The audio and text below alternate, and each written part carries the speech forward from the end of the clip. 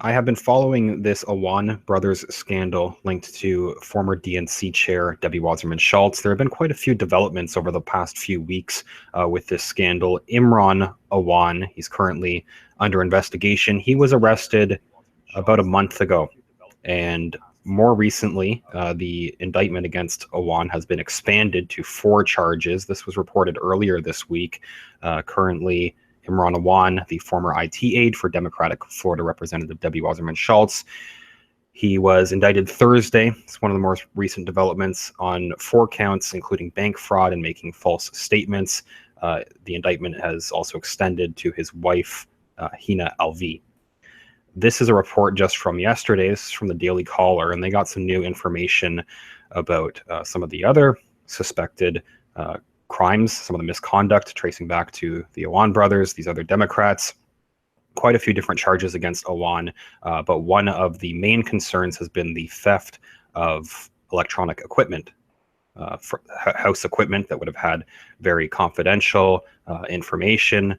And this is on top of the actual theft of the devices themselves. Debbie Wasserman Schultz has been threatening police chiefs, trying to get the electronic devices back and doing her best to cover up for the Awan brothers. So it seems like many have suspected that the Awan brothers have some sort of blackmail, some extremely incriminating information that they've got through this stolen equipment.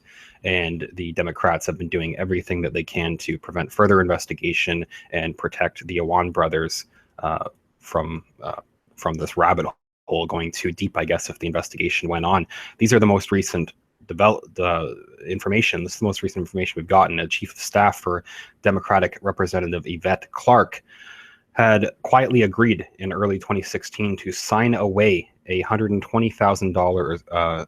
This was a $120,000 sign-off on missing electronics. This was a problem on behalf of 2 former IT aides, now suspected of stealing equipment from Congress. So this was based off a report from the Daily Caller News Foundation from yesterday. Now, Clarke's chief of staff at the time had effectively dismissed the loss and prevented it from coming up in future audits. This may have been the plan. This is what they were going for when dismissing this. This will now, besides this investigation, it wouldn't have been brought up in future audits because it had been dismissed, and they signed a form removing the missing equipment from a house-wide tracking system after one of the Awan brothers alerted the office the equipment was gone. The Pakistani-born brothers are now at the center of an FBI investigation. I'm sure many have been following this over their IT work with dozens of congressional offices.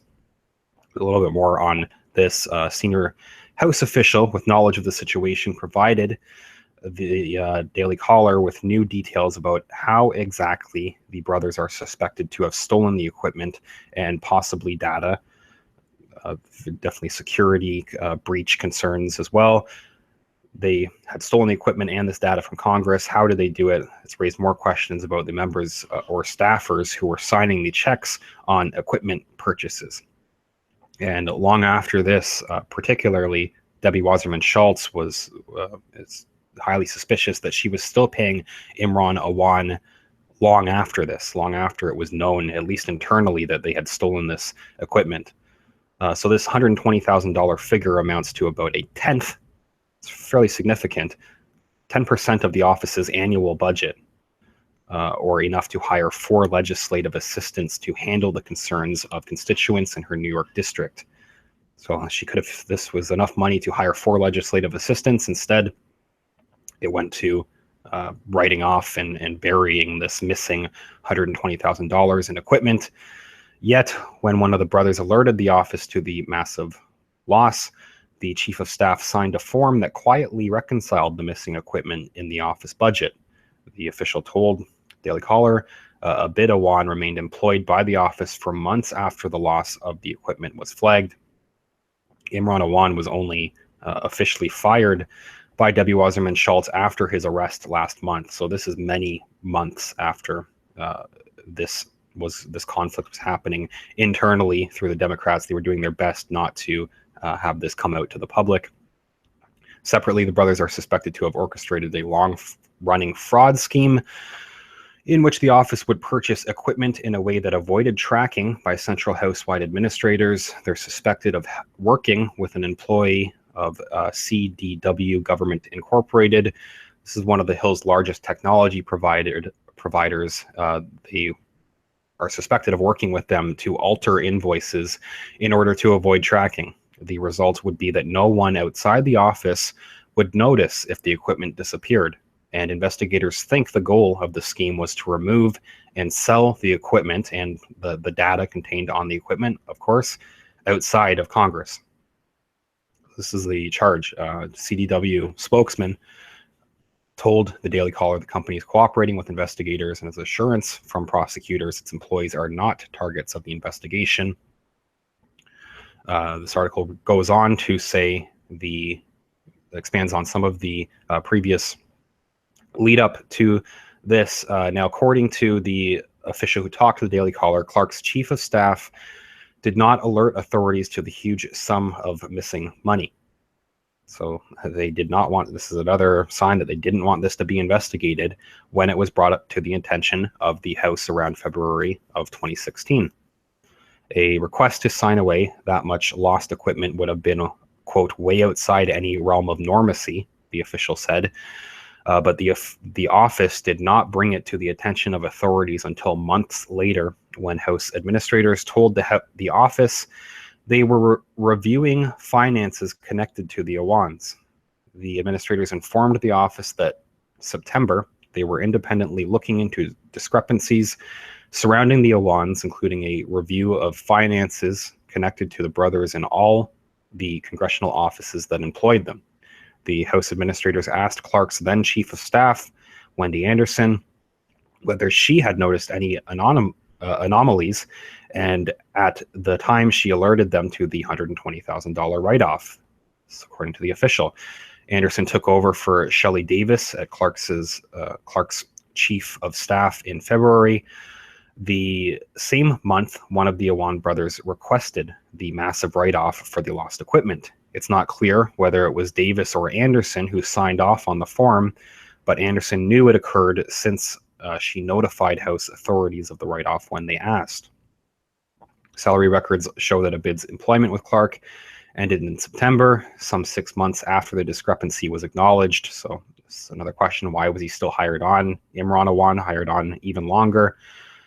Since assuming office in 2007, the New York Democrats' IT has been handled by, at various times, Imran, Hina, and most recently Abid, all members of the same Awan family.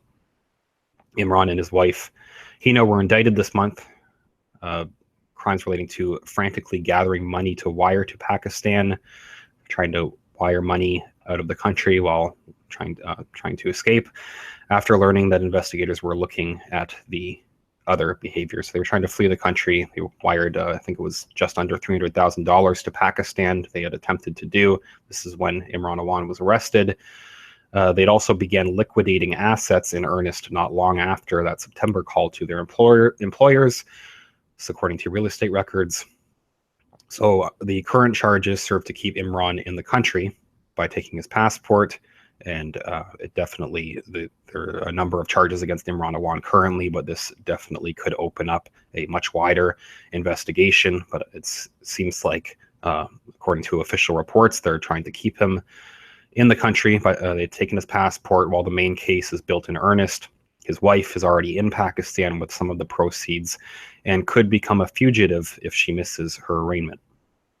The missing equipment tied to Clark's office included many iPhones and iPads, the official told the DCNF. At $800 each, the written-off sum would be enough for 150 items. It would have been enough for 150 items in an office that, according to payroll records, only has 16 employees.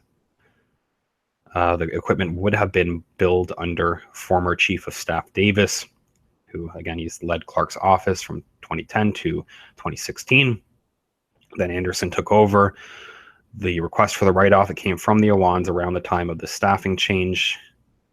It's notable also that members can be personally liable for money or equipment that is lost from their taxpayer-funded office, but the write-off process exists through the House Chief Administrative Officer to square the books in cases of minor unintentional discrepancies. Doesn't sound like this is what it was. It was definitely a misuse of what this write-off process is supposed to exist for. They say it's supposed to be for minor unintentional discrepancies, such as a years-old BlackBerry being misplaced. Clearly not what they were doing with this write-off here. There's definitely other reasons. Clark's chief called a House help desk to inquire about the write-off process and was told the forms are submitted routinely, but did not convey the highly unusual scale of the dollar figure the official said.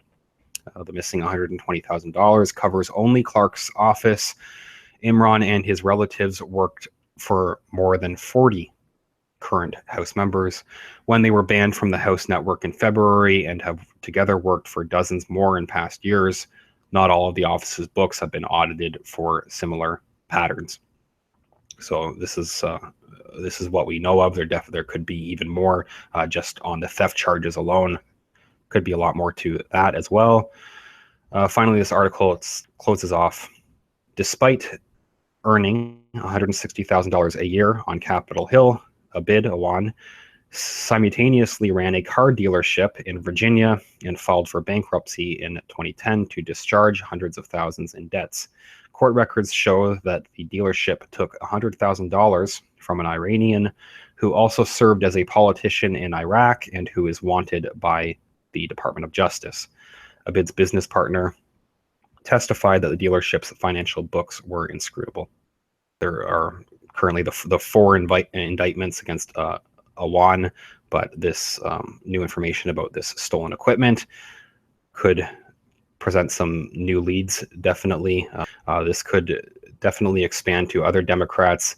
Debbie Wasserman Schultz, there's a number of corruption charges that she could get dragged into this, and this could, depending on how thoroughly this is investigated, it could be a fairly deep rabbit hole. Let me know what you think about this in the comments. If you leave a comment and leave a like on this video, it's greatly appreciated, and subscribe to the channel. I will follow up on this story as new information comes out. Thanks, everyone.